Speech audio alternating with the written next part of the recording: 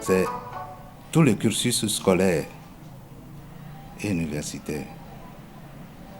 Donc, nous prenons les enfants à la base, à partir de 3 ans, et nous les conduisons jusqu'au supérieur. Et là, nous obtenons un produit fini, prêt à être exploité par la société. Le Faucon a 2 sites, sinon 3. Il est à Calavi.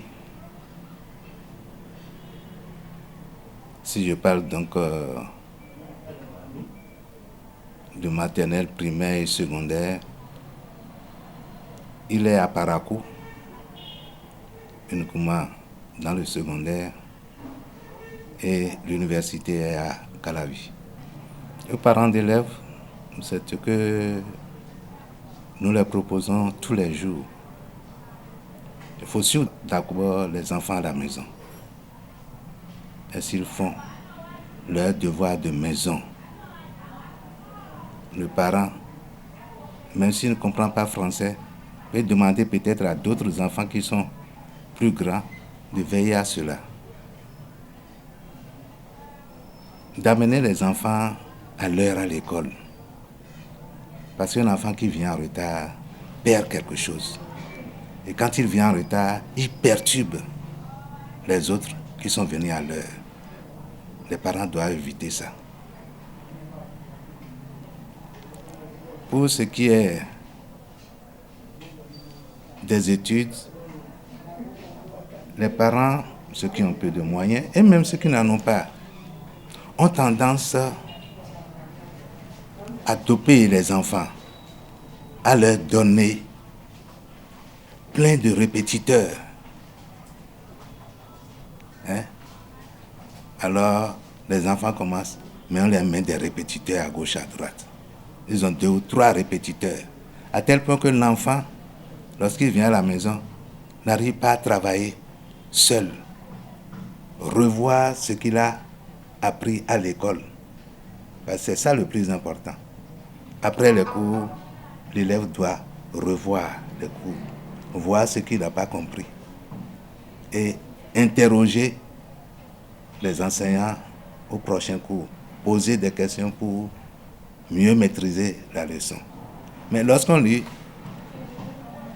on le bourre, je dis bien bourré, le bourre de répétiteurs qui quelquefois, lorsqu'ils ne sont pas très compétents, donnent des contre-vérités aux enfants.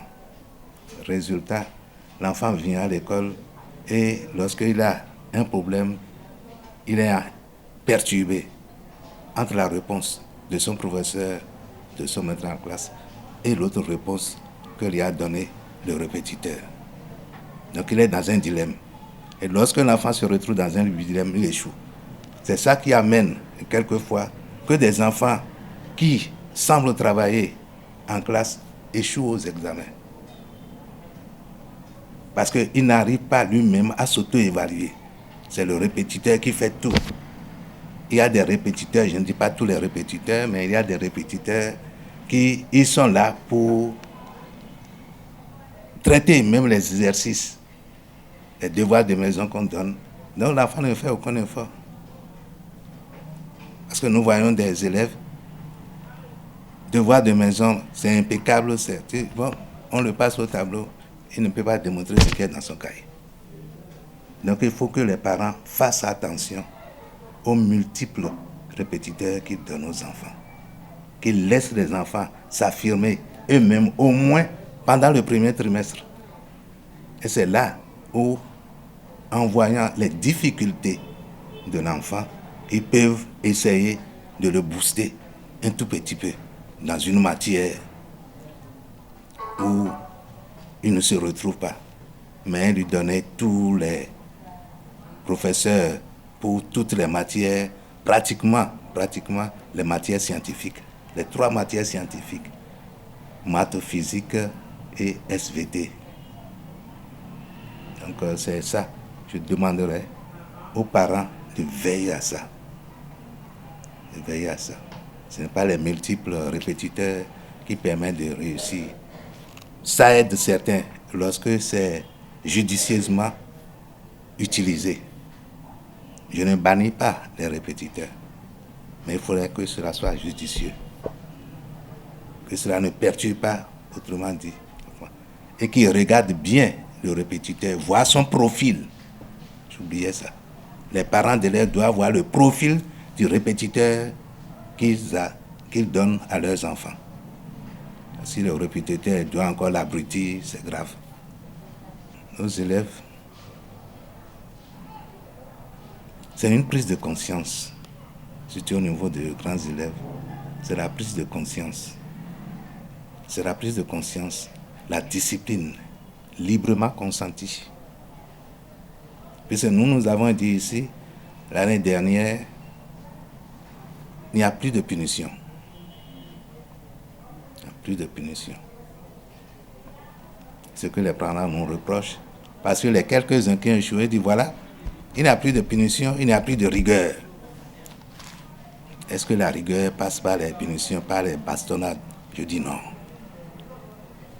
Donc, les enfants eux-mêmes doivent prendre conscience avec l'appui de leurs parents pour se dire qu'ils sont en train de préparer leur avenir. Et l'avenir ne se prépare pas dans le désordre. Donc, ils doivent prendre en compte la discipline. Et regarder aussi l'effort ou les efforts que font les parents pour les inscrire dans une école privée. Alors, s'ils prennent conscience, il n'y a plus rien à faire. Ils vont réussir. Ils vont tous réussir. Et quand nous voyons, c'est des gens qui peuvent aussi réussir. Seulement, on n'est pas là pour faire des miracles. Non. Si l'enfant a des lacunes profondes, bon, l'école essaiera de relever, puisque nous ne rejetons pas les enfants. Nous ne rejetons pas les enfants comme d'autres, parce qu'on veut prendre les meilleurs enfants. Alors, si on prend les meilleurs enfants, qui va prendre alors les médiocres? Les médiocres aussi ont droit à une instruction. Les médiocres ont le droit d'être formés. Malheureusement, il y a des enfants têtus, ils ne veulent rien comprendre. C'est ça. À la fin de l'année, on se sépare d'eux. Parce qu'on avertit les parents. On a un système pour informer les parents au fur et à mesure. Votre enfant est sur telle pente. Attention. Donc, à partir de ce moment-là, certains enfants se sont rangés. Ils se sont rangés. Lorsqu'on leur fait voir que à partir d'un certain âge, il y a ceux qui gênent, il y a les amourettes qui s'en mêlent, dès que nous on est informés que c'est un enfant qui travaillait et que ça commence à baisser, puisque nous suivons les enfants. Nous suivons les enfants. Pourquoi son travail baisse? Nous cherchons à savoir. Si c'est au niveau des parents, si c'est de la maison, nous invitons les parents. Nous leur disons, vous faites telle chose à votre enfant. Ce n'est pas bien. Vous le comparez à un de ses frères qui travaille bien. Non. Non. Il faut lui dire que lui aussi, il a la possibilité, si on l'accorde bien, de réussir comme son frère qui réussit là. Donc, de cette manière, certains enfants ont pu tirer leur épingle du jeu. Et c'est ça que nous allons continuer de faire. Là, c'est à des punitions. C'est banni. C'est banni. Et c'est les professeurs aussi qui mettent l'attention, les professeurs ou les maîtres qui me donnent. On a dit non. D'ailleurs, ce n'est pas compliqué. Nous avons des enfants qui disent à leurs parents, si je dois aller chez tel maître, je n'irai plus à l'école. C'est important ça. Et lorsque le parent vient vous donner ces informations, vous faites quoi? Vous interpellez le maître. S'il veut rester, qu'il change son fusil d'épaule. Je souhaite, à l'orée de cette rentrée 2021-2022, une très bonne rentrée. Le succès pour tous les enfants qui vont à l'école, la santé pour tous les parents d'élèves. Parce que si ils n'ont pas la santé, tout passe à côté. Nous avons plein de preuves ici. Voilà. C'est tout ce que nous pouvons leur souhaiter sous la bénédiction du Tout-Puissant. Hey man.